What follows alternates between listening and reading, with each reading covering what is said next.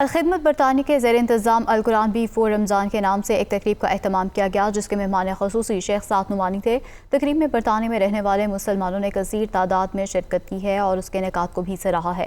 میاں فروخ شمسی کی رپورٹ دیکھیے۔ الخدمت برطانیہ کے زیر انتظام القرآن بی فور رمضان کے نام سے ایک تقریب کا اہتمام کیا گیا، جس کے مہمان خصوصی شیخ سعد نعمانی تھے۔ تقریب میں برطانیہ میں رہنے والے مسلمانوں کی کثیر تعداد نے شرکت کی اور اس کے انعقاد کو سراہا۔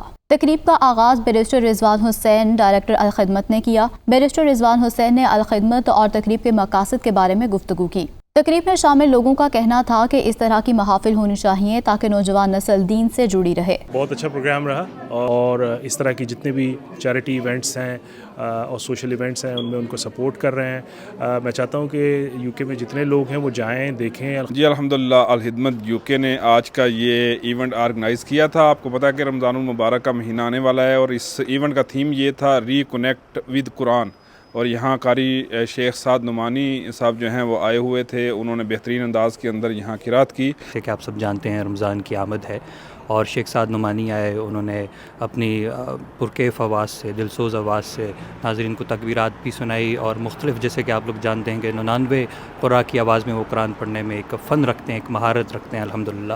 تو بہت بہترین ایونٹ تھا آج، اور رمضان کی آمد بھی ہے۔ رمضان میں ہمیں دل کھول کے لوگوں کی، وہ لوگ جو نیڈ میں ہیں، نیڈی پیپلز ہیں، ان کی مدد کرنی چاہیے۔ جی السلام علیکم، تھینک یو سو مچ۔ آج کا ایونٹ بہترین ایونٹ تھا، الخدمت کی طرف سے آرگنائز کیا گیا تھا، اور خاص کر کے جو قاری سعد نعمانی صاحب نے جو تلاوت کی، جو قرات تھی، ماشاءاللہ بہترین تھی۔ آپ کو جو ایک سرور ہے، ایک رمضان کے حوالے سے بھی، جو رمضان کی آمد ہے، تو اس وجہ سے بھی اس کا بہت مزہ آیا۔ بہت بالکل یقیناً ضرور آنا چاہیے، کیونکہ ایک تو یہ ہمارے کلچر کو شو کرتا ہے، اس کے ساتھ ساتھ کیونکہ اسلامی مہینہ جو ہمارا بہترین مہینہ ہے رمضان، اس کی بھی آمد ہے، تو اس کی جو تلاوت کا ایک مزہ ہے، اس کا ایک اپنا سرور ہے۔ I really recommend this event, and this is very important for the youth as well, because we should reconnect with the Quran, and given the time that Ramadan is coming soon, it's an honor that we have such an esteemed Qari coming in and giving us a few words of wisdom and some recitation. So it is very important for the youth to reconnect with the Quran, and events like these will really help us.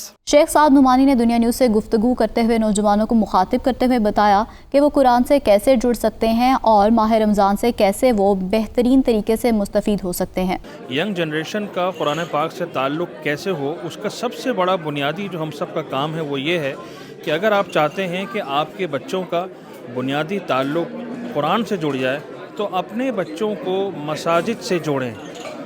جب آپ کے بچوں کا اور آپ لوگوں کا تعلق مساجد سے جڑے گا، جہاں پہ صبح شام اللہ تعالیٰ کی اور رسول اللہ صلی اللہ علیہ وسلم کی تعلیمات کا تذکرہ ہوگا، تو وہاں پہ خود بخود یہ سلسلہ جو ہے وہ بچوں کا بھی اور بڑوں کا بھی، اور پھر ایک پورا ماحول کریٹ ہو جائے گا گھر میں، گھر سے پھر سوسائٹی میں۔